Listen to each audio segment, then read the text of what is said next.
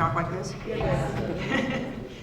Okay, I was looking at online this morning and noticed that 3.5 billion people are online or on the internet at any one time. And that's quite a large number of people participating in this, so I can assume with this educated audience that most of you know what social media probably is. So besides myself today, my name is Youre Gay. We have Sahar Byrne, who will be talking about social media across the lifespan. Jeremy Bernholz will be talking about lying online, and Lee Humphries will be talking more about privacy and some of her research on Twitter. So the thing that this panel will be doing is a little bit different. We'll be talking in general terms about social media, but we also will talk a bit about how people use this and some of the actual research around it that we've been doing here at Cornell. So we have a number of faculty in information science and communication doing research in this area. So if you're interested, we have websites and things that will help. So since you're coming back for Alumni Weekend, I'm going to give you a social media addiction test. And we're professors, we have to give tests. So the first one is you get up at 3 a.m. and you go to the bathroom to and you come back and check your email and Facebook before you go back to bed. You text your son in his room to tell him that dinner is ready, and he texts you back, what's for dinner? You check in with 220 friends on Facebook, but you haven't checked in with your next door neighbor yet this year. Your reason for not staying in touch with your family is that they don't have email accounts. And the final one is you try to enter your password in the microwave. So, how many of you have done any of those things? Okay. So what is social media? It's really the term that's one of those things that's evolving, I think. But this is I looked at a number of things, and I think this is probably some of the better synopsis is as close as you will get. It's a type of online media created by people, and it's a shift in how people discover, read, and share news and information. You can see what's happening to bookstores, Kodak, and a number of things. Everything's digital, everything's kind of online. You can broadcast to a number of people or tweet between friends, any number of things you can do. So it expedites conversation, allows readers, listeners, and viewers to participate in the creation and development of content, and it doesn't require any special government regulations or equipment to do. So there are different types of social media. I've made a little list here of a few of them. There are collaborative projects. Wikipedia is also a type where we collaboratively build these encyclopedias. Blogs and microblogging on Twitter, and Lee will be talking more about this. Content communities, just all the wonderful things on YouTube. You can find directions for doing things, colleges, people's dancing dogs, all kinds of things on there. Social networking sites, Facebook, you're all familiar with. And these virtual game worlds that people spend hours and hours in. World of Warcraft is an example. And then virtual social worlds, another example, Second Life, for instance. And we have Poppy McLeod in our department has been doing a lot of studies in that environment. So each of us is going to speak a little bit about our research today. One of the things I do research in is social networking, and we have a group I work a lot with computer science here. Social network and influence, and obviously these media allow for a lot of interesting research opportunities for all of us, because there's millions and millions of digital traces that people are leaving out there. And it affords us the opportunity to go in there and see what people are actually doing, what they're thinking about. We also, a lot of companies use these websites to, or what we're doing in tracking us. You'll notice if you're interested in home gardening or some other things, that all of a sudden an ad will pop up on the right of your screen, because 20 or 30 sites are probably looking at what you're doing and then posting ads or just tracking kind of the things that are going on, which is great for our graduates of our programs now, because data mining is a huge, huge business. So networks can be accessed in studies I just mentioned, Facebook, Twitter, everything's sitting there. And one of the things I've been particularly interested in the last 4 or 5 years is health networks, and in particular mobile health, because we carry our cell phones around with us, and they're with us most of the time. And this image here that was down in the lower right-hand corner is an example of a pretty famous study that was done, I think at Harvard, a 3 or 4 years ago, on obesity moving through networks. And the little yellow dots up there, if you can see those so well or not, are actually obese people. even the fat shows up on the network. But so that's kind of that yellow, and so they cluster together. So if you have an obese friend, it increases your chances for obesity by 57%, which is kind of an interesting statistic. So breaking it down, we can go into those. That looked like kind of an overwhelming. It was 2,000 people in that network you just looked at. These network structures are very interesting. I mean, it can be documents of people, these little blue dots, but how central you are, how close your ties are to other people, how you're influenced by other people is really kind of critical every day, especially through these social media sites. So we have probably close friends and family ties with 20 or 25 people, but you can have hundreds and hundreds of people, as you know from your Facebook things, who are these kind of so-called weak ties that you interact with for jobs or other kinds of things. As I mentioned, I've been doing a lot of work with mobile technology, and this is another way of collecting data. And Lee will be hitting a lot on the privacy thing here in a moment, so I won't dwell on that. But the mobile technology is, as opposed to the desktop, we can figure out physical location, time, who's around you. We're collecting all this information, people's goals for the day, current tasks, what people are doing, and we can feed that back to the individuals, or we can collect all these data points ourselves. So we've been running, I have a human-computer interaction design lab that we have been building these little projects on the cell phone, little apps, where people can take pictures of what they're eating and then post them and make kind of comments. So it's kind of like a combination of Flickr and Twitter in a way. So they post these comments and how healthy they think their particular thing was. So if I have a cup of coffee at Starbucks and it has cream in it or something, I can say, you know, I have a cup of coffee, I feel good about this, but you know, it's partly marginal healthy.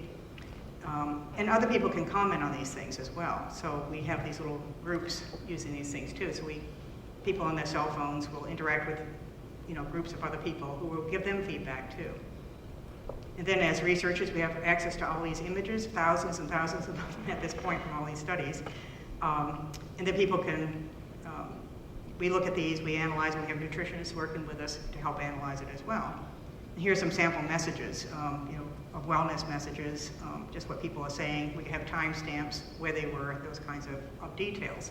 I won't dwell on these things, but just to go back to the social mapping thing again, the social networking analysis. So this is a group of women, two groups of women in Rochester, New York, and one group was much more connected, as you can see in the upper left-hand corner. In the upper right-hand corner, they weren't so much. So the people on the left-hand stayed in the study much longer and were much more supportive and did much better on actually having kind of food contagion, so to speak. So they actually started to eat more fruits and vegetables, smaller portion sizes, and those kinds of things. So these things, you can see evidence of them working, and it's just a very exciting time to be a social scientist and have access to all these things. So I am going to now turn this over to Sahara Byrne, who will give you a view of social media over the lifespan. Great, thank you, Jerry. Get a bigger view. Sorry, too close. I may use this because our slides are a little gray today, but hi there, I'm Sahara Byrne. I'm an assistant professor in the Department of Communication at CALS, and I actually teach in this room, but I will say that it looks very different than it does during the time that I teach. I don't know, this is, maybe is it off? Yeah. And that's exciting for me because I teach about media across the lifespan, and so it's fun to look out and actually see people from different stages of the lifespan. And I'm sure we even have many generations here, and we also represent many generations in terms of our households. So how many of you have very young children at home? Grandchildren? Great-great-grandchildren? Great-grandchildren? Yeah. So we have access, and we talk to each other through we need to talk to each other and keep in contact with many generations, and I'm happy to see people from many generations right here in this room today. One of the questions that I asked myself as I thought about why does social media matter is I started to think, being a kind of lifespan researcher, well, when does social media start to matter in our lives? So if you think about it, I started to wonder, well, okay, I have a 12-year-old, totally matters to her. Everything about her life is about social media. And then I have a 7-year-old, and I thought, she's really interested. She's looking at, what goes on. She's watching her sister engage in social media and text all the time, so it probably matters to her There's constantly pictures of her posted on Facebook, etc. And then I realized, well, where do I start this talk? And it's not going to, there we go. Do we start at the very beginning? And then I realized, no, we actually start earlier than that. When you wonder when our lives start, when social media start to play a role in our lives, I think we have to start very, very early. For example, take Beyonce. She's a R&B pop star. When she got pregnant, she immediately opened a Twitter account for her baby. So baby Beyonce had a Twitter account where you could go on, you could look and see how baby Beyonce was feeling every day, what she ate, how she's doing. This is months before this human being even came into our lives. And she was connecting with her family, with their friends, and with potential fans as she grew up in her life. So certainly we know that we've all probably, those of us who have Facebook, have seen birth announcements now come through Facebook. So as soon as a child is born, it has a Facebook announcement. So instead of getting these through the mail now, we see them right here. Meet our precious little girl, Grace Myers, born Friday at April 4th. And you see comments here, 75 comments from friends welcoming Grace into the world through social media. In fact, some argue, my family's one of these, that an iPhone is the very first thing a baby sees when it comes into this world, is the Apple logo. My own niece calls me anti-iPhone. We communicate with each other through Skype or through FaceTime on media, and she thinks of me, my brother says, as an iPhone. And that's how we know each other. She lives 3,000 miles away in Santa Barbara. So after that, they start to toddle around, and they are still connected through social media. Many babies, many kids have their own Twitter sites, they have their own Facebook sites. In fact, very, very early, if you've ever been around a baby that's scrolled through photos on a tablet or played with an app, they are able to do this very early now. It's because of the brilliant design that goes on with how human beings interact with technology. Much of this work goes on here at Cornell. And then as they get a little older, there starts to be some function to social media for them that is even beyond connecting with their relatives. For example, I've done a study with Jerry and actually Lee too. We went in and gave 60 middle school kids iPhones. And we set them up in an experiment where half of them were chose an animal that lived in their phone, and their friends chose animals that lived in their friends' phones, and they could see each other's animals. And the other half could not see their friends' animals. They just saw their own animal. What happened is they took a picture of what they ate for breakfast every day and sent it to our lab, and if it was healthy, animal's very, very happy. If it's not healthy, animal gets very, very sad. So again, half the kids could only see their animal and half could see the animal of their friends. What happened? Very interesting social media effect. Here's boys, here's girls. This is the social condition. Males responded very well. They ate much healthier when they could see the pets of their friends, when they knew that their pet could be seen by their friends. Girls, however, did not. Very, very low. They did not like it, that they did not eat healthier when they knew that their friends were looking at their food habits. In the non-social condition, however, girls liked it okay. They ate a little bit healthier than usual. The control group actually ran right in here in the middle. I took them out for clarity. So girls prefer to just have their own animal, to work with that animal. They reported through qualitative research of feeling like the reason why they ate healthy was to keep their pet happy. But they did not like this non-social. Compared to males who did not like this non-social condition. So we have some gender differences with social media. I'll talk more about those. Now, as we get older into the teenage years, I have one of these living in my house, and I'm sorry if any of you do as well. It's been a tough year, as some of my students who are here know. Girls text about 2 hours a day, maybe more in texting. You know, that takes 2 seconds to text a friend. 2 hours if they were going to be texting solid. A lot of time. Boys only do it for about an hour, 35 minutes to an hour, depending on the study you read. But there's lots of uses for teenagers beyond just texting their friends. For example, there's curfew applications that can connect you to your parents, and you can send a message to your parents saying exactly where you are at any given time. You can connect with your parents. They can trust where you are is valid, assuming that you do have your phone with you, which teenagers are very reluctant to give up their phone. So that's one promising thing about these kinds of apps. So it connects you to your family. And also teens can use social media to get social support at a very difficult time in their lives. So there's several applications and websites that help kids through health, learning about themselves and their identity development, health behaviors. This is an app that helps kids who are going through, teenagers who are going through depression. And once they make it, if you're lucky, through the teenage years, one day something for most kids very exciting happens. For many of you, you might remember this day where you find out you are accepted into college. And this is when social media really begins to connect you in a different way with others in your life, because now you're moving out of where you were rooted for a while, usually into a completely new environment. So it allows you to hang on to those old ties and then develop quickly very, very new ones. For example, at Cornell, we have Cornell class of 2016 Facebook page already very well established. The minute they get their, this is the incoming class this coming fall, they'll arrive here in August. And the minute they get their acceptances, they go on and they like this group and they have an instant connection to one another. You'll notice, Lee will talk about this later, they're already marketed to, so this is a way to get to you. And they can find like-minded friends, people who are in the same college as they are, people who might want to live in the same dorm as they do. And then they actually refer each other to a separate Facebook site where they post very extensive information about themselves in order to find a roommate that's like them, or that appeals to them in terms of roommate. They are allowed at Cornell, some colleges don't allow this, they are allowed to find each other through this website, choose each other through this website, and request each other as roommates through this website. So one of the issues we may want to talk about later is, does this eliminate some of the randomness in life? When I went to college, I went from California to NYU, and I was put in a room with a student who grew up in New York City, and I may not have chosen her. We had nothing in common. She's still my friend, my Facebook friend, to this day. And she really introduced me to the city in a way that I might not have known had I picked someone else from California. So one of the implications about our social networks is, the way we use social media is, does it exclude other experiences potentially, but at the same time it may introduce us to things we might not have known exist as well.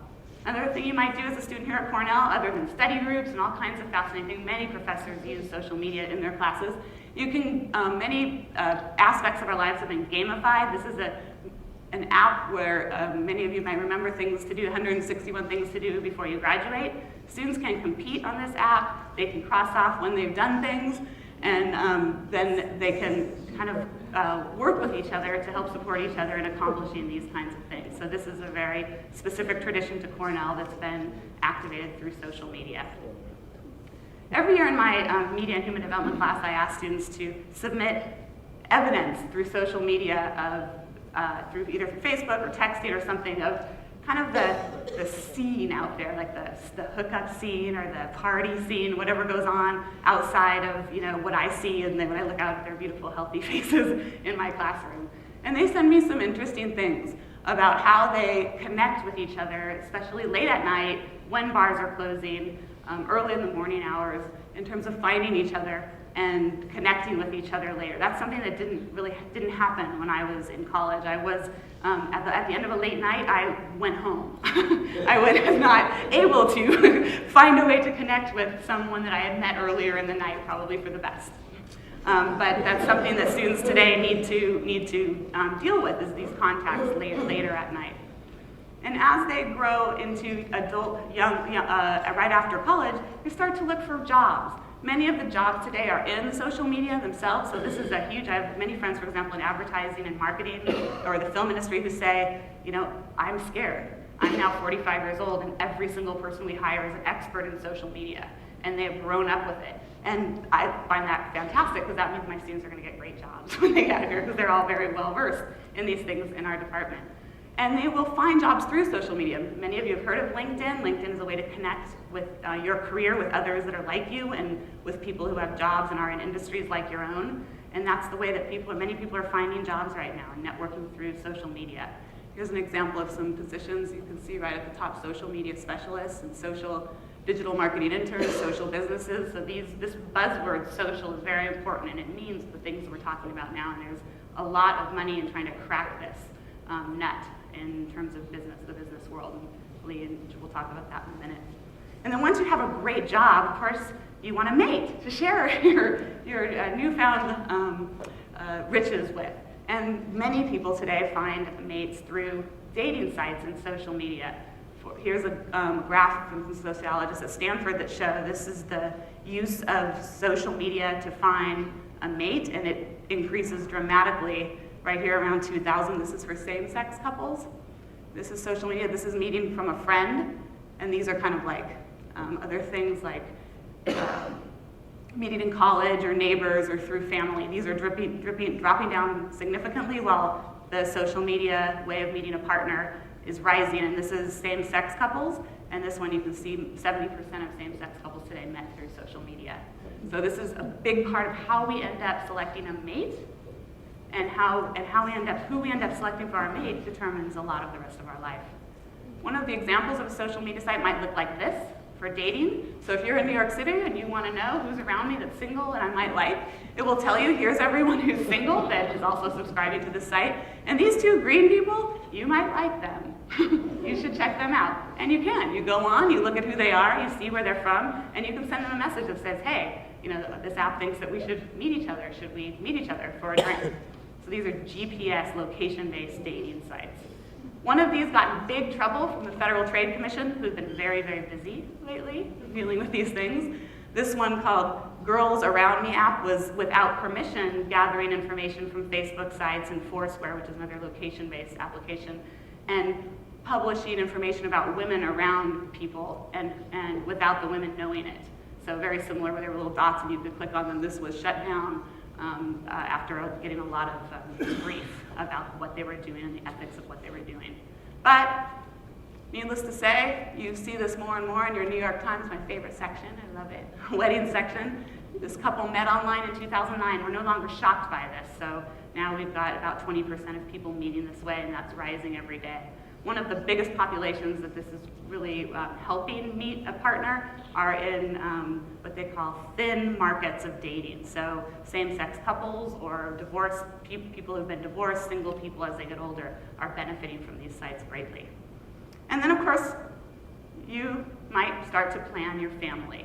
You can look, if you're going to adopt, there's apps that allow you to click on different parts of the country or different cultural backgrounds and choose the baby that you'd like to have. You can actually look at profiles of people, for example. There's apps that help you work through a pregnancy and help you connect with other pregnant mothers, both in your health behaviors, which we have going on in our department, but also in just general support.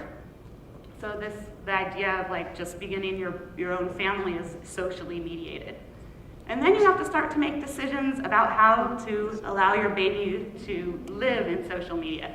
This is actually a social media site itself, Moms for Mom, and this is a dad going on here to get some social support. He says, this is my hypothetical question, I'm not even a dad yet. Imagine that when I have a child, I'll want to register a Facebook account for him, mainly so I can easily tag all the photos I accumulate of him. On the one hand, he might grow up and become a privacy freak and become angry with me for doing this without asking him. On the other hand, he might regret not having access to a digital, sorted, searchable photo archive of his life. And I think he really hits it on the head, like two of the big tensions with starting a social media presence for your child before they're even born. As your kids grow up into be teenagers, then you really have to start monitoring. A lot of my work is on how families negotiate social media in their household. And of course, probably not a surprise, parents know very little compared to what their kids report in terms of their social media behaviors. This is only the data for kids who have been cyberbullied, so they admit to us on a survey that they have been cyberbullied online. About 30% of them say they have, but only about 15% of parents know this. And in terms of bullying others, we also have a similar pattern, and not as much though. So about 20% of kids admit that they have been mean to others online, but only about 5% of parents know this. So like many generations before us, we're in a little bit of we live in a different time than our kids. We don't really understand what it is they're doing, and they don't feel like telling us all the time, not surprisingly. As we get even older, things really start to get interesting in the social media world. Don't forget the older people. This is the biggest growing group for social media, actually. My 12-year-old does not have a Facebook site, but my 75-year-old mother-in-law does. And this is typical. This isn't unusual. And what I wonder is what's going to happen as this population ages. So in 2003, we had 36 million people in our country over 65. Now, in 2030, we're going to have 70 million. And these are people, this is me, probably, really close. These are going to be tech savvy. This is going to be a tech savvy population. So these are people that are going to understand all of this, and it's an interesting implication for like the tech campus. How are we going to develop products for people that are tech savvy and an aging population? This is just a graph that shows how quickly the over 65 are starting to use social media. This graph, I imagine, will rise pretty quickly. So right now we're at about 30% of people using things like Facebook that are over 65. And as we get even further down the lifespan, there are still fantastic uses for social media going on right now. So this is a couple Skyping, trying to figure out Skype. This was a famous viral video of a couple trying to figure out how to Skype. And this is a product that was developed by Nokia that allows grandparents to Skype in, right here is a grandparent, and read a book to their distant grandchild. So they can both stay on the same page and look at each other. So trying to connect across generations. This is an app that for Alzheimer's patients that gives them a test every day, and that test is uploaded to your family through Facebook, and your family can kind of know how you are at a distance. And this is an example of a lot of work is being done in this area right now to see how social media can help with health issues such as Alzheimer's, or help youth with autism and communication issues and things. And you would think that that would be the end, but it's not. One of the most interesting things about looking at media use over the lifespan is kind of in those areas where we're not even alive. For example, there's websites now, this one's called If I Die, where you may send messages to people as you request after you die. So if I wanted to send messages to my husband for every year of his life, reminding him to be a good boy, I could do that. Telling him I don't like that new mother, I could do that. This allows you to leave messages. You have a trustee. The trustee has your password. When you pass away, that trustee activates everything you've set it up to do. This is my Ancestry.com site. Can you imagine, we're not that far away, where I might get a message if she had the same social media abilities. Hi, Sahara, this is your great-great-grandmother here. I had a very tough day dealing with my teenage daughter, Roma. I hear you have a teenage daughter, too.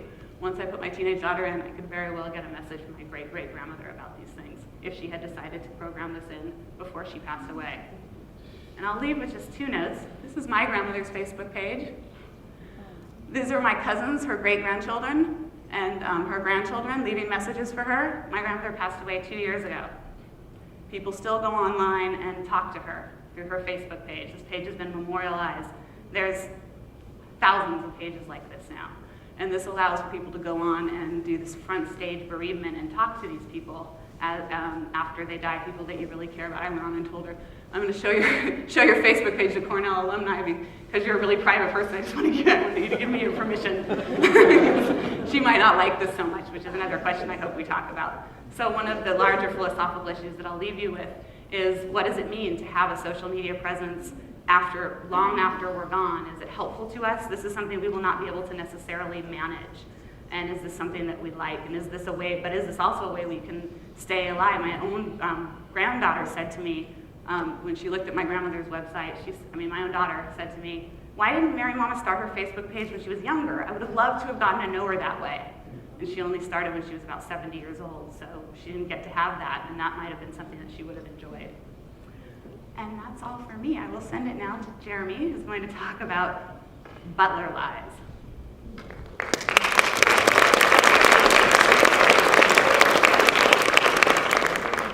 Okay. Is this on? Yeah. Thanks, Sahara. So, with all of these opportunities to talk, with all of these opportunities to interact throughout life, before life, after life, I'm going to go out on a limb and suggest that maybe, for some of you, once in a while, there's been a time when you didn't want to talk to other people, and you didn't want to have all these media around. How many of you have felt this way? Oh, see? And if you feel that way, in fact, you're in good company. There's actually a fair bit of concern about this, and it's something that we've come to think about not as social attention, but social inattention. That is the times when you're not available or you don't want to talk to other people. And I don't need to tell you, there are lots of opportunities to interact with other people. This is a picture of that a friend of mine posted on Facebook of him and his friends sitting down at the bar, and they all put out their phones so that people wouldn't text each other while they were sitting there. We have opportunities to talk to people via instant messenger, Google Chat, AIM, other chat clients. And there's been some concern about this. So Sherry Turkle has this book, Alone Together, where she talks about how she's concerned that we're actually spending more time with our devices and paying attention to our devices than actually paying attention to the people around us. There's probably some truth to that. And there was a recent Pew report looking at how people use their cell phones, and this report suggests that about 30%, a third of the people who participated in the study, within the last 10 days had turned off their phone for at least 10 minutes, simply to get a break from it, just to get away from it, because they didn't want all of those opportunities to talk. And not only do we have all these opportunities to talk to other people via all of these devices that we have in our pockets all the time, I've got mine, you've got yours, but we're also sharing more information, right? We can, remember when caller ID was a big deal? You could tell who was calling you. That's nothing now, right? Because you can tell if people are willing to share it with you with tools like Google Latitude. You can tell where they are. You can see where your friends are. With Apple's iMessage, it's got this nifty feature where if you send somebody a message, it used to be that if you texted somebody, or if somebody texted you, you didn't want to reply to them, you waited a couple hours, and then you could say, oh, I just saw your message, sorry. Yeah, not anymore, because Apple adds this nifty thing that says, oh yeah, they saw it, it was read. And so if this person comes back and says, I just saw your message, yeah, no, not so much, you saw it. So we're sharing more and more information about each other, and have more and more opportunities to communicate. And we want to argue that this has huge opportunities for our ability to manage our attention and our inattention, the ways that we manage the times when we're not available, when we're not able to pay attention to people. And so this has led us to think about this idea, and we've observed one strategy for doing this that I'm going to tell you about. There are probably lots of strategies out there. We're just starting to look at this. And we call this strategy the Butler Lie. It's not named after somebody named Butler, but rather named for the guy who used to answer the door once upon a time. And in fact, if you look at instructions, this is actually the front page of an instruction manual for house servants from the early 19th century. And if you look at, there's a paragraph, and I won't pull it out now, but there's a paragraph that tells the butler how to answer the door. And the proper way for a butler to answer the door is to answer the door, and then the person says, I'd like to see your master, please. And then the butler's supposed to say, well, can I tell him who's calling? And then goes and checks with the master. And if the master says that he's not available, the butler's supposed to come back, and it says in the book to say in a polite and civil manner that the master is not here. This is the original Butler Lie, okay? It's lying essentially about our availability. And today, most of us don't have butlers, but we do have technology. And we do tell the same kind of lie using that technology. So on my way is a very common one. How many of you have ever texted, I'm on my way, I'll be there in 5 minutes, when you're actually going to be a little bit later? Yeah, very common. And so we call these Butler Lies. They're about entering conversation, exiting conversation. If you're trying to get out of a conversation, you might tell a Butler Lie. If you're arranging other interactions, saying why you're available, why you weren't available, so on and so forth. And these have the common property, just like the butler answering the door. You can think about the architecture of the house supports the butler being able to do that because you can't see back into the master's quarters, right? That's a technical feature of the house. And social norms and polite behavior preclude you from sort of shoving the butler out of the way and being like, I know the master's here, and going back and finding out that he's actually there. Similarly, we have similar sort of norms around our behavior with media. There are different response times, for example, for email. You might wait a couple days before responding to an email before you seem really rude. But if you waited a couple days before answering the phone or answering a text, that would be quite different, right? So there are some social norms that we can draw on. And just as the architecture of the house didn't allow us to see whether the master was there or not, when somebody sends you a text or you're talking to them on the phone, you may or may not know where they are, what they're doing. And so we can draw on these ambiguities in making these excuses. So before Apple put that red notification in there, you could say, I just saw your message, and the person wouldn't know whether you had seen it or not. You can say, I'll be right there, because the person doesn't know where you actually are. So these work based on these ambiguities. And importantly, Butler Lies are not just getting out of conversations with people that you don't want to talk to. We've seen lots of evidence that people use these in relationships very often with people that they care about, people that they want to preserve their relationship with. And I'll show you some examples of this in a minute.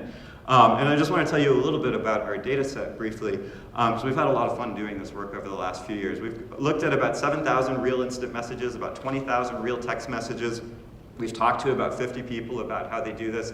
And essentially what we do is we collect messages using various techniques, having people fill out web surveys. We've got an app that runs on Android phones right now where it grabs messages, it strips people's names and phone numbers out of them, and with their permission, of course. And we can look at those. And we ask people, either after the fact or when they send the message, was this message deceptive? And if it was deceptive, tell us why. Tell us what's deceptive about it.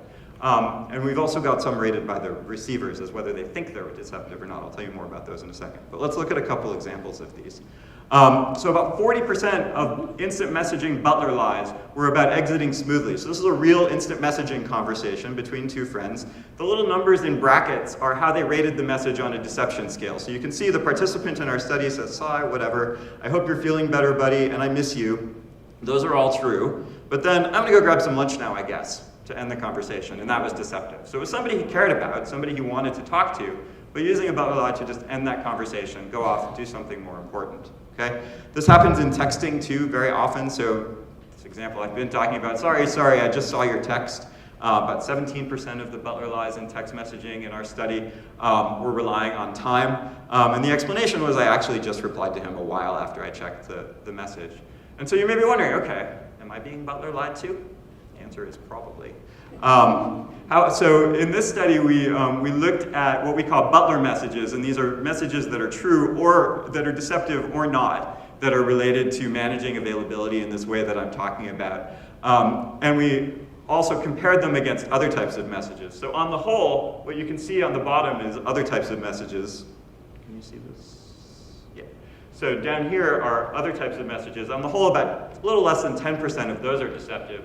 Whereas messages related to arranging interaction, about a third of those are deceptive.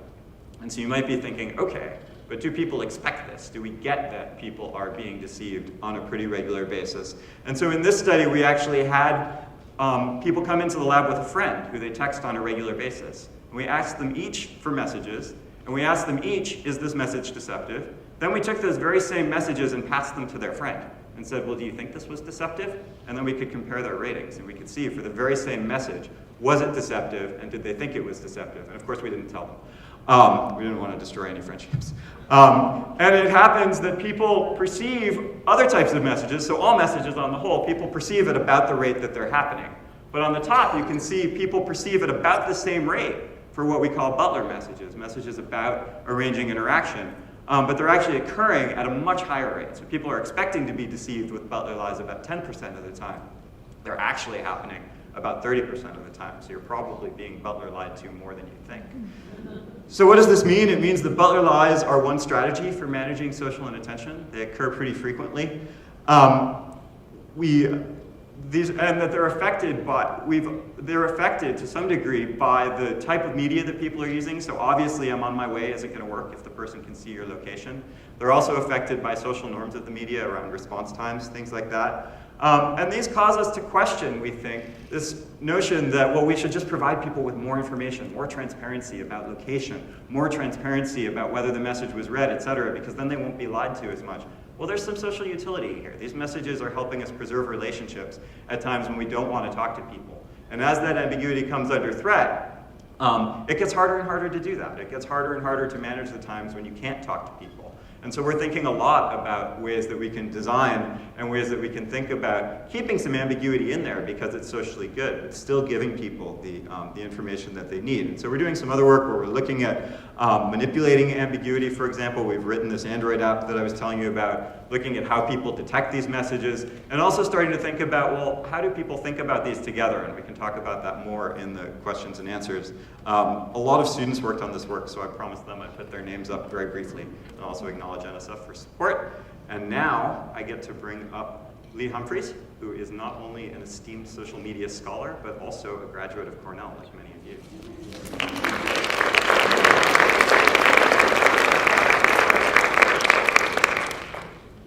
Thank you. Yeah, I was class of 99, proudly, of cows. And in fact, also the Department of Communications. So I'm one of the lucky people who got to study here, got to study somewhere else for a while, and then got a job. So much of my work looks at privacy tensions on social media.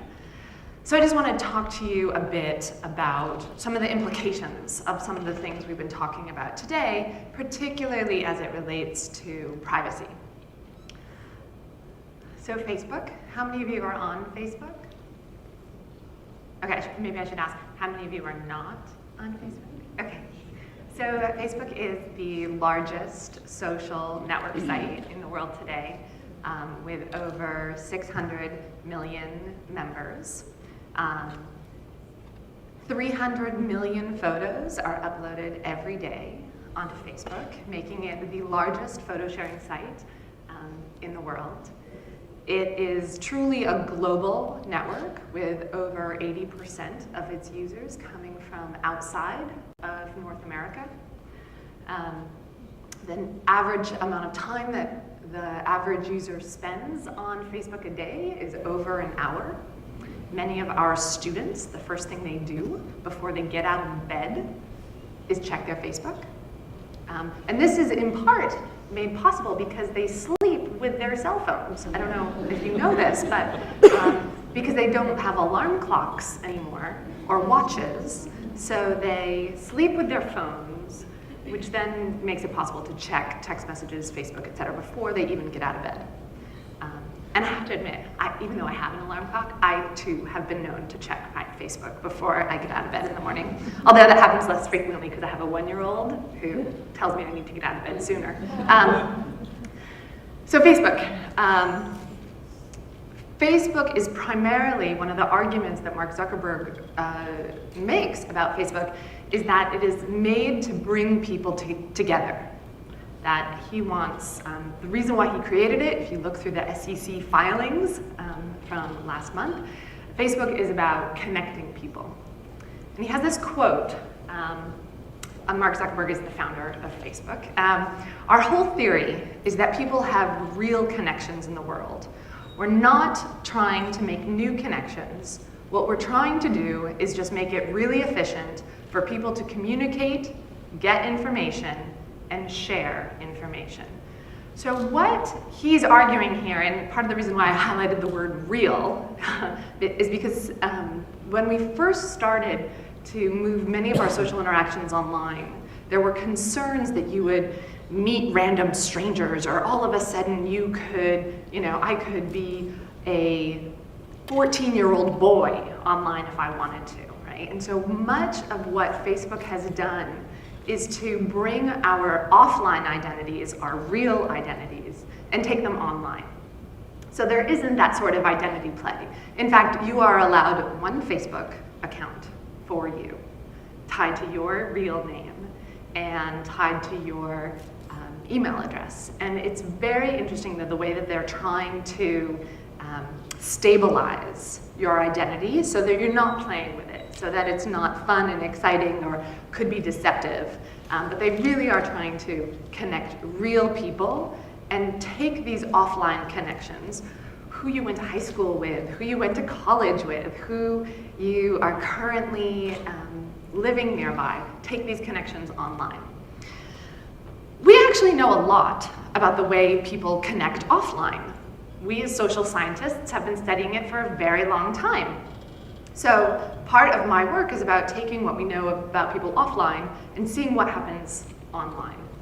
So Erving Goffman is a sociologist who's written extensively about how people interact offline. And one of the arguments he makes in the presentation of self is that we have multiple ways in which we present ourselves. So the way I present myself as a professor is very different than the way I present myself to my daughter, right? I do not wear suits because she will get me very dirty, right? So I not only dress differently, but I also act differently. And the way I act with my friends from graduate school is very different than the way I interact with my grandmother, for example. They're all me. They're all authentic versions of me. But it depends on who I'm interacting with will determine what I look like, how I interact with you, how formal I am, etc. So what happens on Facebook, right? If we are allowed one identity, and and there are many different kinds of connections on Facebook, all of a sudden, this idea that I have multiple versions of myself, depending on the audience, gets blown up, right? We have one version of ourselves on Facebook, and it's supposed to serve many different audiences. And this causes lots of tension, some of which could be considered privacy related. That things I want to share with my mother and my family are not things that I want to share with my students, right? Similarly, I do not want to see my students. I don't want to see pictures of my students that they post online, but they would want to share them with their friends. So I have those photos as well. When I go on vacation, I want to take pictures and share it with loved ones, but I don't want to share it with certain people, right? And so this raises some tensions about when you have this confluence of audiences. So this is in fact my Facebook page. And one of the things that Donath and Boyd have actually argued, there's some social scientists who are working on this, is what are the ways that people manage these tensions of having multiple audiences? And so sometimes people just choose not to share certain things because they know that it could raise problems. Sometimes there's this assumption that, you know what, I don't even think about that. I'm at a work-related event, I'm gonna share a work-related information, and my mother, who might not care about that, isn't gonna pay attention to it. So there's a question about, I'm thinking of this audience, I write the message, and I'm not thinking necessarily about the other kinds of audiences. So there's a tension between sharing information and keeping certain kinds of information to yourself. And this comes down often to an issue of privacy. But privacy is not black and white. It's not on-off, right? So I want to keep some things private from some people, and some things I want to share. We've always had this tension between publicness and privateness, and we've had to manage it in various different ways. And social media is yet another way that we now have to begin to explore these tensions. So my solution, so I taught a class this past semester called New Media and Society, and it was a 3,000 level class, and most of the students were seniors who all of a sudden had to get a job, right? And they were very, all of a sudden, interested in what their Facebook and social media presence said about them as potential employees, right? So all of a sudden, they were like, do I turn it off? But if I turn it off, I won't be connected, I won't, there are very important values and ties that come from social media, that it's not an on-off switch, right? Plus, there are incentives for sharing, right? What's the first thing you see when you go to a Facebook page?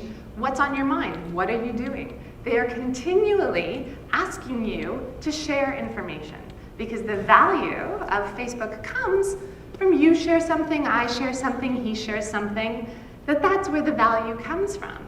That's what Zuckerberg wants. He wants us to feel connected. And how do we feel connected? We share. So there are these tensions between wanting to share, to whom to share, and this pull. Please share. What are you doing? What's your update, etc. But it's important, again, to think about Facebook. And Facebook says it's a site to share, that's what it is. But if you look at its revenue from 2011, it had $3.7 billion in revenue, 87% of which came from advertising. Facebook does not say, we are an advertising company. They say, we connect people. But it's important to understand how their financial incentives might structure the opportunities that they give you to share and to keep private. So there's this quote I always love, and it comes from other different kinds of media, but the quote is, if you're not paying for it, you're not the customer, you're the product being sold. Right? And this is true about television, right? I mean, before cable, we didn't pay for television, right? But we were sold as customers to the advertisers. This is not a new concern in media, but what's interesting is how it is being promoted to the people who engage and use social media. So how can we begin to think about privacy? I like to often take offline analogies to begin to understand the issues of publicness and privateness. So it comes down, I argue, and others as well, to a challenge of context. So this is a telephone book, right? My name, address, and phone number are in the telephone book for Ithaca. That is publicly available information. However, when I added my name to that, I assumed that my information would be consumed in a particular context, right? Who would have this information? People who live in Ithaca, my neighbors, my community. Those are people I want to be able to reach me. The person who lives down the street, the person who is the parent of the child that goes to school with mine. I want them to be able to find me and communicate with me. So I want to be public. I don't want to be private. Degrees of publicness, right? If my information were on a billboard on Route 13, I might be a little bit more hesitant about that, right? Same publicness, right? It's publicly available information, but the context in which it is being used is very different. Similarly, if my information was broadcast in the New York Times, publicly available information, but the context is very different. And I think this question of what they called contextual integrity of information is really helpful in understanding and thinking about social media. So that photo that I was in with my friends when we were in college and dancing and having a wonderful time, I want that to be shared among our community. I want it to be public among our community of friends. When that information is then taken and put into a very different context, you can assume there will be privacy concerns. That it's not black and white.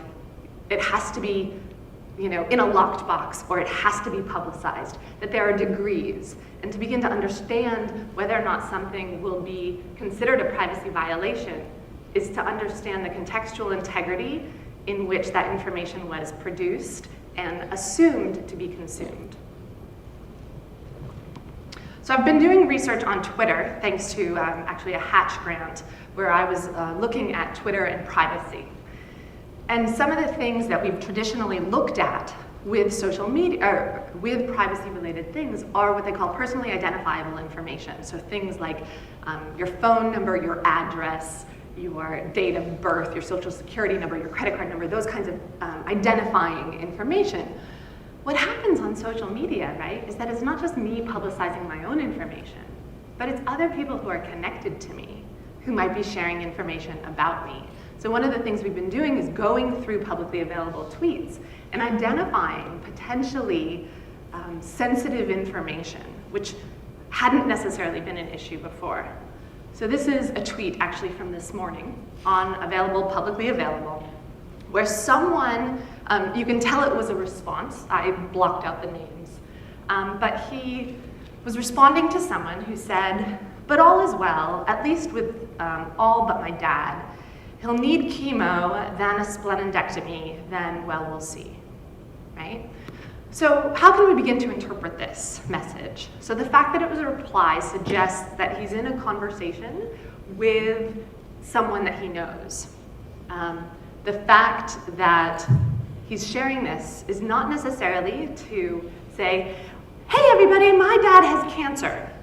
It's to say, my family is going through a rough time, and I'm going to share that with my friend because he's asking what's going on, and this is where we're all at, and we're all trying to figure it out.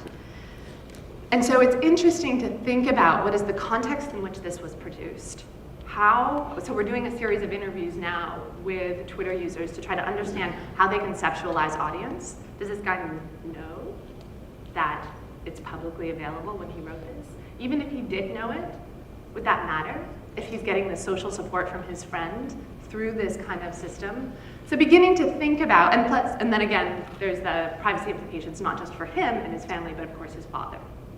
And thinking about what this information could be used for, who it's being used for, etc. So the future of privacy. Of course, if I knew, I would be much richer than I am today. But Three things I want to leave you with in thinking about the future of privacy as it relates to social media. So first is understanding the context in which information is produced and consumed. And that very much is an important element to understand what we do with information, how we should be perceiving others' information. The second is something that is both technological and social, and it's this concept of forgetting. And there are some computer scientists and information scientists who argue that we need to build technologies which allow us to forget in many of the same ways that we have historically forgotten things, right? I don't necessarily remember the awkward interaction that my uncle had with so-and-so at my wedding, right? I remember the beautifulness and the loveliness of my wedding, right? But when it's captured and it's saved through social media, it's hard to forget. So thinking about ways that we could build technologies which would allow us to forget. Increasingly, people will go through their Facebook sites and delete friends. So someone who was a friend for a while, maybe we need to be encouraging people to sort of groom their friend networks so that someone, if you don't remember their name, you don't know what they look like, it's a good sign that you should delete them. So thinking about understanding forgetting. And then the third aspect is something that we've kind of touched on, but many of us actually think and do work around mobile technology. And one of the numbers that I thought Jerry mentioned earlier that's really important is the fact that 2.5 billion people in the world today are online. So if we think about the global population, it's 6 billion. 5 billion of them have mobile phones. So more people have mobile phones than have internet connection, which means that for most of us, we started out accessing the internet on laptops and on computers, and then we went to the mobile. For the majority of people in the world today, the first time that they encounter the internet is going to be on mobile devices. So we have to begin to think about what are the privacy implications around collecting locational information? How can this be potential? What are the implications? How can we begin to think about and monitor these kinds of practices? What sorts of new literacy might we need to be working on? So with that, I will end.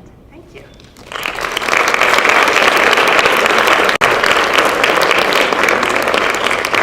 I want to open it up for questions. I want to start with Lee while the microphone's going around. So there are a couple of people that are, oh, is your question already? Okay, go ahead. Yeah, what incentive does Facebook have to create privacy technology around their content? Sorry. What incentive does Facebook have to create privacy around their content if most of their revenue is coming from advertising? You think they want as much exposure to their content as possible? Absolutely. I mean, I think your point about what their incentive is really important. I mean, to some degree, one of the things that they've done is that they've made it, they recognize that I would want to share some things with these people and some things with these people, right? So they actually have made it so that every message, I can say who it goes to. You know, that takes a lot of time to figure out, particularly if you're an active user. But you're absolutely right. Even among those choices, it's really interesting. So there's the public, you can share it with everybody, the public. Then there's friends, and then there's the custom. But even on the custom, there's no way to say, I do not want to share this with Facebook advertisers. Right? That's not an option. And I think that's like, what would it mean if it were an option? I mean, it wouldn't be good for their business model if they made it an option, and then we all took it, right?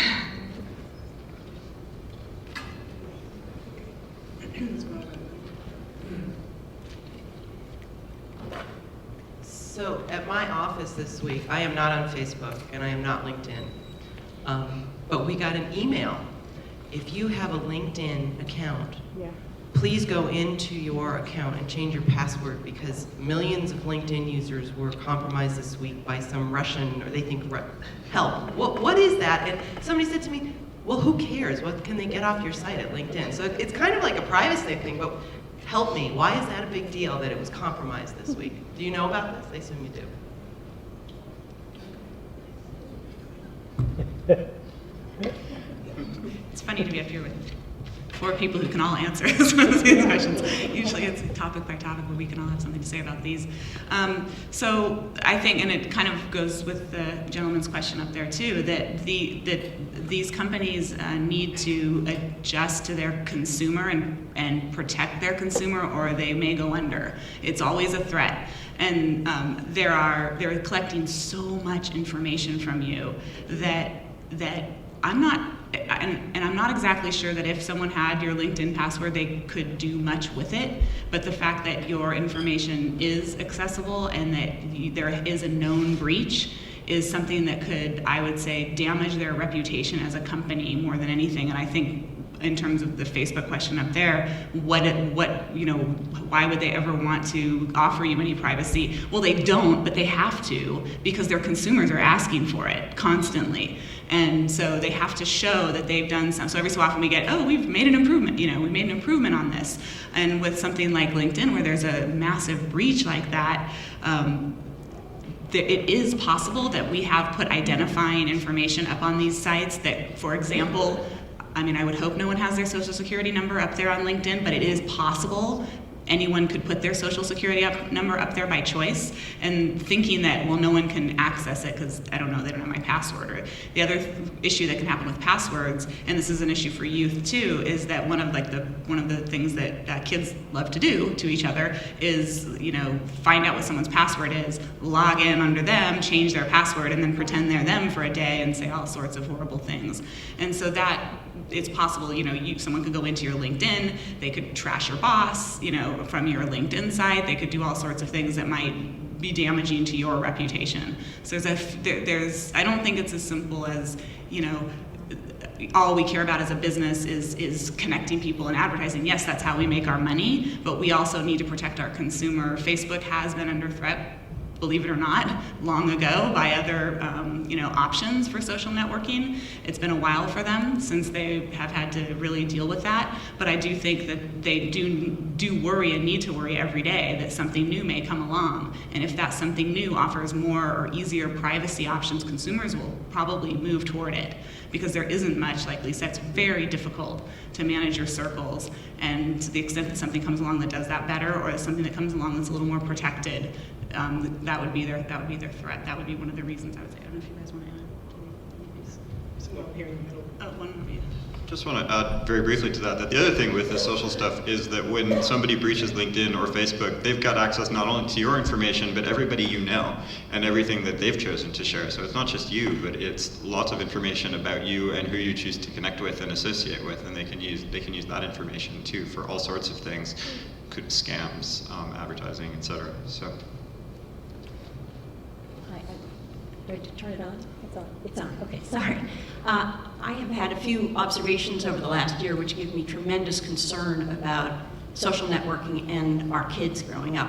I routinely see a young parent or a babysitter with a young child, and the babysitter or parent is intently checking Facebook or email or whatever it is.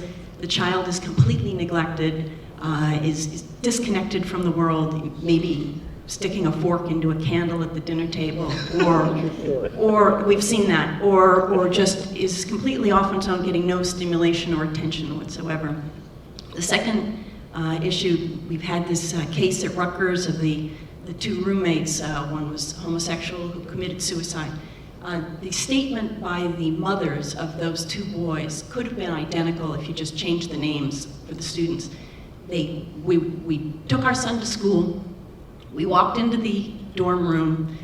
Roommate was there, but was so intent on looking at his computer or playing with his phone, paid no attention to my son. And I kept hoping that when I left the room, the two of them would connect and would build a relationship, but it never happened. And these were two kids who were much more comfortable communicating with their technology than they were making small talk or being able to meet with each other. And I wonder if we're raising a generation of kids who may be losing a certain talent of interpersonal relationships. I'd love to hear you comment on that. There's a lot there. The first point you made about this kind of tunnel vision, when all of us, not just kids, are using technology, especially phones, there's some really interesting studies on how we literally cannot see anything around us. There was not a great story, it was a horrible story. It was a story of a teenager that fell in a hole, crossing the street, texting, and a year ago. And it was a good example of how we just really don't see what's going on around us. And it has big implications. I mean, I worry about my daughter's safety crossing the street because it's hard to pull her away from that. And so I don't know what that's an issue that I don't know what the solution is to that issue, because I personally put my phone in the back of my car in the trunk, because I just don't want to feel tempted to, my kids might be calling, who knows, and I might miss them, so I'm just going to keep it in the back so I don't go toward it. And there was just an incident in Massachusetts where someone was convicted of murder for texting while driving. This is the first time this has happened to a teenager. So these are big issues. This larger issue of how do we parent a generation that's obsessed with this? I mean, when you look at, if you have a teenager and you look at your phone, I don't look at mine anymore because it's just impossible to text that much. I think you have to, some things that I would recommend, I can use my own family as an example. I have AT&T, and they have a parent control system, and her phone is off at 9 p.m. so that she doesn't check it and it comes on. The ability to connect through text or email goes off at 9 and comes back on at 6 in the morning.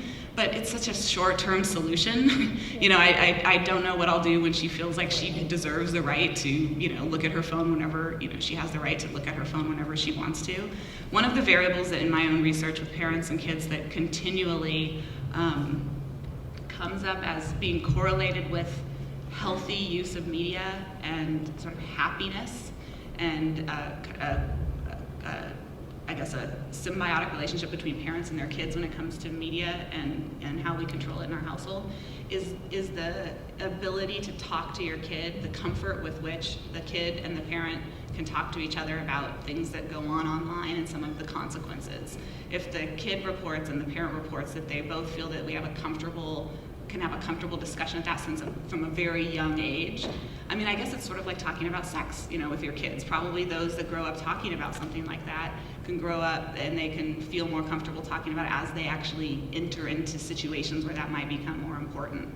So those are two things that I think I would recommend is setting limits. It seems very obvious, but there's technologies but that in allow this us case, it's the parent who needs the limit, because it's the parent who is so obsessed that he's Yes. not paying any attention to the kid. Yes, and I agree with you. I'm sure I've been guilty of that myself, and I see that around me, all the time.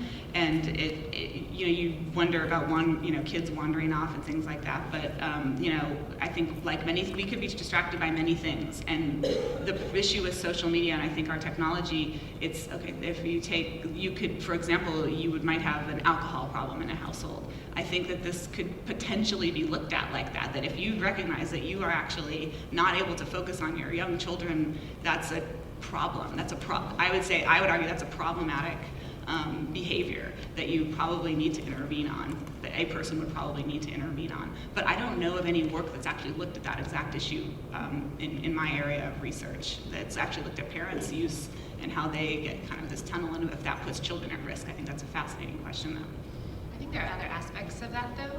So first, there's clearly modeling that's going on, right, or will be going on later on in life, and you can't really complain that your teenager isn't talking to you.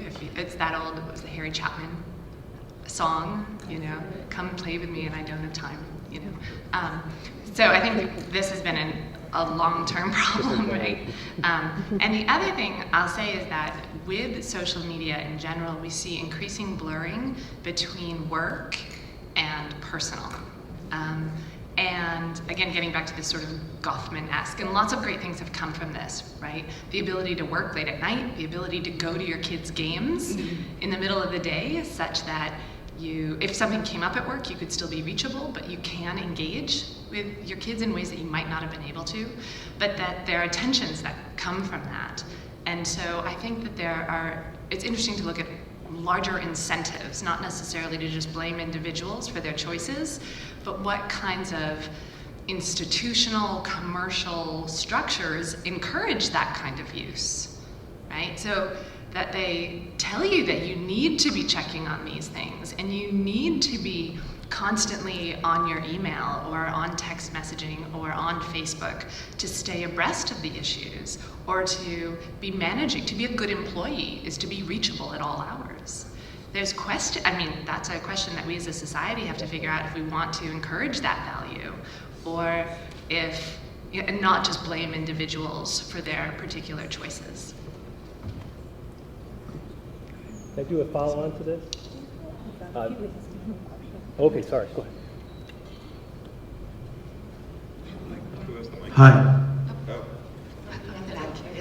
So I actually was going to piggyback off of the question you just answered, sort of, and was asked, but I was more curious as far as this new generation coming up, those pictures of a 1-year-old, being able to manipulate a tablet, and I had read something about it actually changing synapses and, brain development. And so one of the things I've noticed is that kids coming up, there's no eye contact, the whole communication seems to have changed markedly. Forget the parental piece, it's just these kids coming up. So that piece of it is very curious to me, socially what will be different going forward. But the second piece is books were around for hundreds and hundreds of years, and face-to-face communication, but if we're going to a different paradigm, which appears what is happening, and then that gets disrupted, as in there's going to be a new set of technology somewhere down the pike that will then blow, iPhone and all that stuff out of the road. It seems like these kids coming up are going to be, left in the dark. It's going to change everything very suddenly. So I'm just curious as to, kids coming up, communication in general, that sort of thing. There's some recent fascinating research on how the brain is actually changing the physiology, the actual content, kind of what the synapses and the way things are in the brain. It's not my research, but when I read it, it's both scary, and you can look at it and say, well, that's frightening. And then you can look at it and say, well, humans have certainly changed over time in lots of different ways, and maybe this is one of those processes that's happening, and we're just going to adjust to it. And I'm not sure what the right answer is for either I don't think we know how bad it is yet. There's evidence for every bad thing that there is in media. You can find evidence for great things, in media. I mean, people, for example, I gave the example with autism, can communicate through mobile devices that couldn't communicate before. There's kids, youth, teenagers finding people like them that they could never find before. And so I have a student in my media and human development class over here, so this is all sounding very familiar to her. We do a debate where we have them talk about, here's the bad, here's the good, and we talk about this brain, this change in the brain, and they argue, and students say, kids and even younger kids argue, this is how it is. I don't know, we can stop it. We just may need to learn how to adjust to this generation and maximize whatever benefits there might be until the day comes when maybe, I just can't imagine a day that could come where we're like, this isn't working anymore. There's problems in terms of what was happening to our youth as they come up. I've done some studies on divided attention in classroom. In particular, we're using laptops and at the media, so it's open laptop and using cell phones or other things versus closed. And we try to look at recall and retention, seeing how people learn during those circumstances. So, so the people who were online, and it was kind of like a staccato thing we noticed with the way they were reading. So if I say we're reading the New York Times during class, then I would be doing, if I went into an article and read it in depth, I would do kind of poorly because I'm obviously somewhere else, or writing a really in-depth letters to someone else. But if I just sort of skimming headlines and sort of listening, it's almost like knitting or something during some other activity, I did as well, and the recall and retention is the ones who had the closed laptop condition. So there are all kinds of ways of trying to structure class. We have the same problem in classes and all throughout our life, trying to control these things too. And I think it's kind of a pervasive theme in here today, but that's one of the things we've been trying to look at. And I think there's a book called The Shallows that's a really good book on how the brain is changing. And if I think of the name of it, I'll try to post it somewhere for you to look at on social media, of course. We have a question from the live stream audience. Did you want to still respond to that? I just wanted to say something really quickly that addresses both the previous questions, which is that it's true that younger people are communicating via text and IM and so on a lot, but they're also communicating face-to-face a lot. And a huge number of, having read through thousands of texts from undergrads at least, a huge number of those texts are about coordinating meeting up face-to-face and about connecting with friends so that they can see each other. This isn't about preferring, in many cases, this isn't about preferring online interaction. It's about finding new ways to meet up and new places to meet up face-to-face. So I think some of this fear is misplaced. Certainly there is some cause for concern, but I don't think it's entirely replacing face-to-face interaction at all. Okay, thank you. We have a question back from the live stream audience from Trina Lee to Professor Gay. How has teaching college students changed in the era of social media? Well, it's an interesting question. It's one of those, it depends.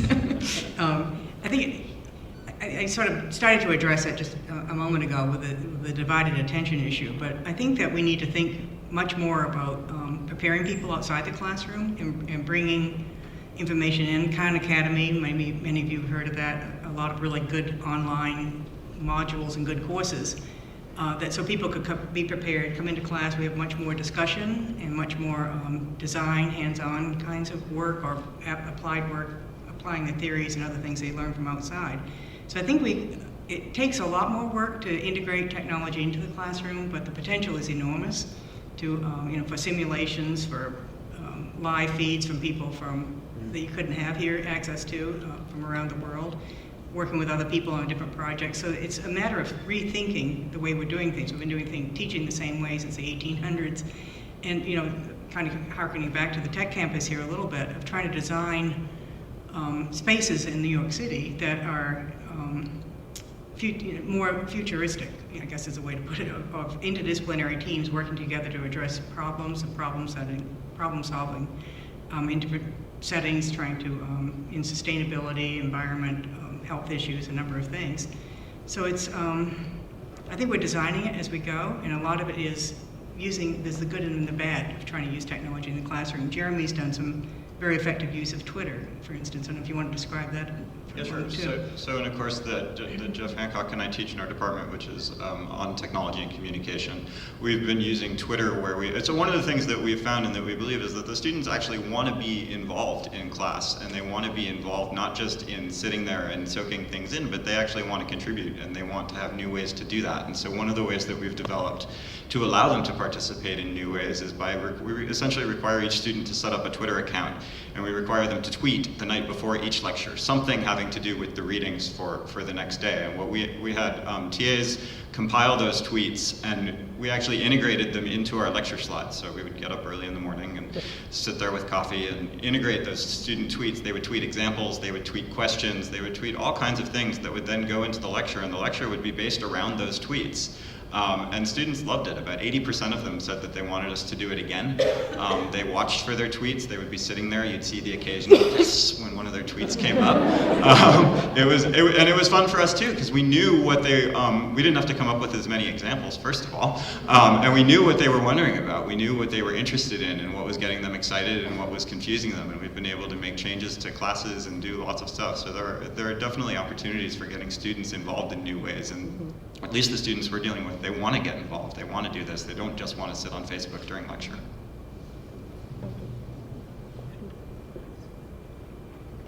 Thank you. What is the current legal state with respect to the courts on privacy decisions with Facebook? Knowing that even if you post something to your most close circle of friends, the connections that those friends have with others are present no matter what. And where do the courts stand so far on decisions that have been made recently in the current state? Well, I'm certainly not a legal expert. So what I can tell you is that Facebook has lots of legal experts. And it's the same thing with Twitter, that if you post something and it is intended for a particular group of people, that it will only be shared within that group. If, however, one of your friends decides that it's going to take that message and broadcast it out, that is perfectly within their right to do so, because you've shared it with them. Same thing, if I tell someone a secret and say, don't tell anybody, I don't necessarily have legal ramification to go after them and say, you shouldn't have told everybody else that. What's interesting is that in January of this year, the White House drafted a Privacy Bill of Rights. And what this Privacy Bill of Rights does is it outlines several rights, but specifically it makes the argument that individuals should know not only who of their friends will be sharing this kind of information, but more importantly is that companies, Google, Facebook, Twitter, need to share with users in not legalese, but language that they can understand, who will have access to their information and what will be done with this information. So this is a really big thing, particularly as it relates to Google and Facebook, because when I share things on Facebook, it's not readily apparent to me where Facebook makes its money. Lots of people don't know that Google and Facebook make the majority of their money from advertising. But now they have to say exactly what they'll be doing with this information that they collect. I'm not, what was the word? A privacy freak, I think was the quote from that father who was debating about what to do with the photos of their child.